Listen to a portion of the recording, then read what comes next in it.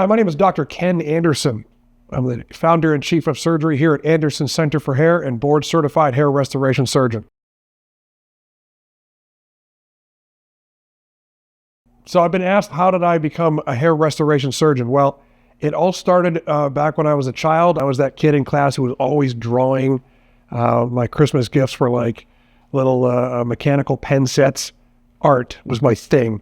And I was kind of exploring different options by just asking some people what they thought about my choice, neighbors, friends of the family, adults really. And one day I was thinking about being a doctor. I thought that might be an interesting thing to do. You see it on TV, sounds cool. And so I asked a family friend, I said, he's a doctor. And I said, I'm thinking about becoming a doctor, but I don't know what type I would be. Like, what do you think about that?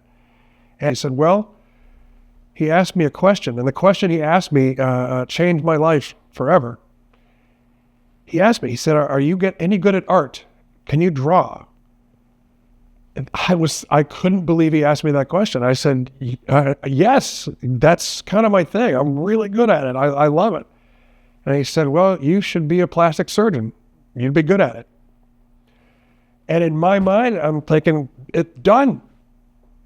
It was like written in the sky. I'm going to be a plastic surgeon. I had no idea that you could be a doctor and an artist. I just had no idea. And so really every decision I made along the way throughout my life, from about the age of 14, was geared towards becoming a plastic surgeon. And that's what I did. So I ended up going to medical school at the University of Pittsburgh after I graduated from Penn State University, with honors and all that. I ended up matching in a residency for otolaryngology, head and neck surgery, or ENT surgery at the University of Michigan.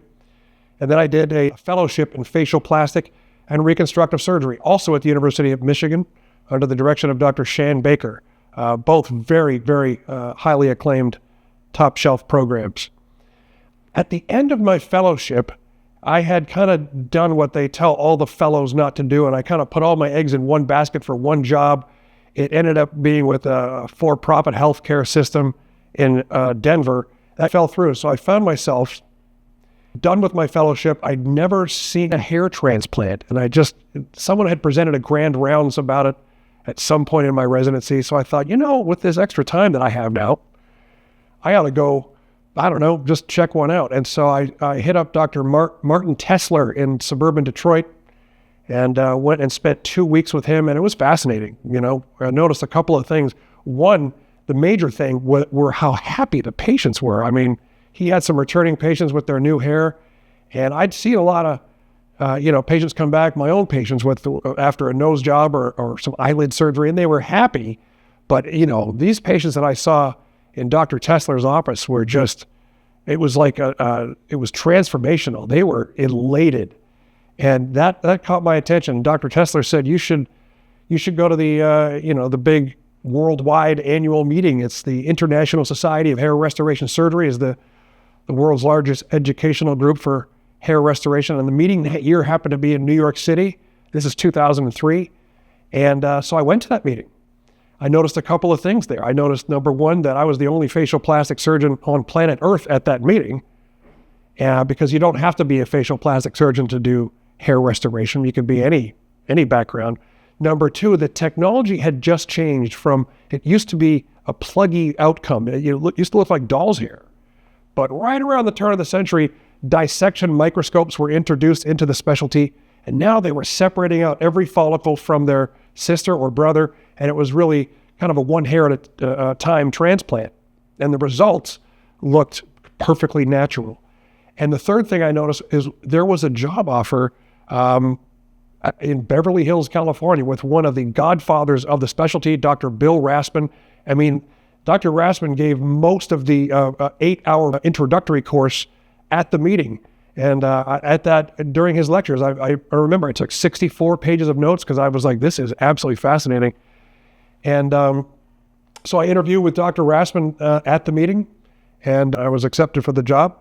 And so I started my career off in Beverly Hills, California.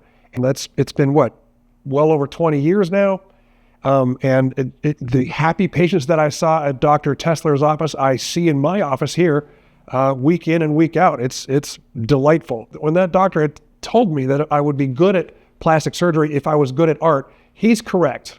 Okay, I think that growing up, if you're drawing a lot as a child, I think the brain pathways that control fine motor movement and judgment are hypertrophied and get really strong. But as a child, I thought that doing the plastic surgery would feel like I was doing art.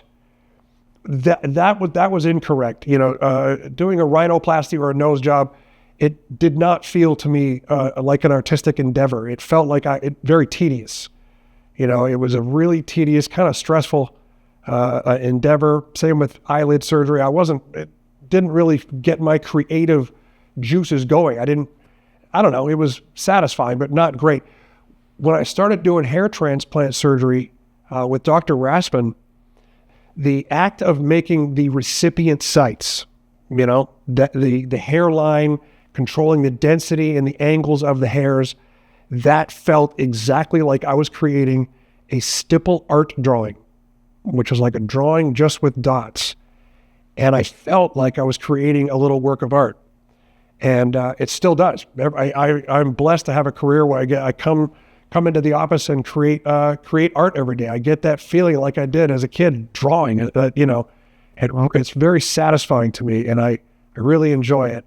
And the happy patients and the great team I have around me here at Anderson Center for Hair, just making a delightful career. It raised a lot of eyebrows at the University of Michigan. It's a very good ENT program. And then I did the fellowship. There's only like 30 facial plastic surgery fellowships in the United States. And so I was one of 30 doctors nationwide. And I was going into hair transplant in 2003. That was unheard of. And so I was questioning myself a little bit. I'm thinking, man, am I doing the right thing? And then I met, I can't say his name, but I met a patient, one of my first, 50 patients. He was a 77-year-old man and a very stoic guy. He didn't have a lot of hair, but his hair was white like my coat. And he said to me, and very seriously, he took out of his nice blazer, he took out a picture and he said, "Dr. Anderson, this is what I'm going for." And he pushed across a picture of young Elvis. And I said, "We will do it." And so I did his hair transplant surgery. And a year later, things were going great in Beverly Hills. I was enjoying it, but I had that nagging thought, like, am I really doing the right thing? Because at that point, the specialty of hair restoration surgery had not taken off. And that gentleman came back to me the following year with a white pompadour. And he was so proud of it. And he sat down. I said, "Well, how do you like your hair?" And he said, "Dr. Anderson, I want to tell you something." I said, "What is it?" He said, "This is the best thing that has ever happened to me." I'll never forget it. I said, "Sir, that's magnanimous. Like, you have grandchildren. You're 78 years old." And I tried to talk him out of his opinion, but no, he's like, "No, I'm quite serious about this." And I've seen, like I said, you do an eyelid surgery or a nose job, or patients are happy. But is it the best thing that's ever happened to? I'd never heard another patient say that in my facial plastic surgery fellowship. And he was, it can be so transformational. And I realized that the gift of being able to give someone back their hair, it's like giving someone back a bit of their youth, and it can change lives. It really can. It brings such a vast amount of happiness to patients that I was hooked personally.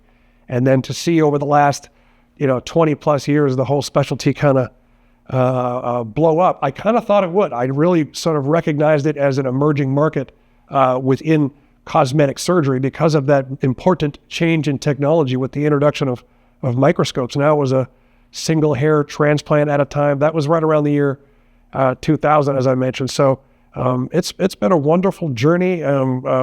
Truly blessed and thankful and grateful. This is a fantastic career. I love it every day. I love my patients, my staff, and I could not be happier.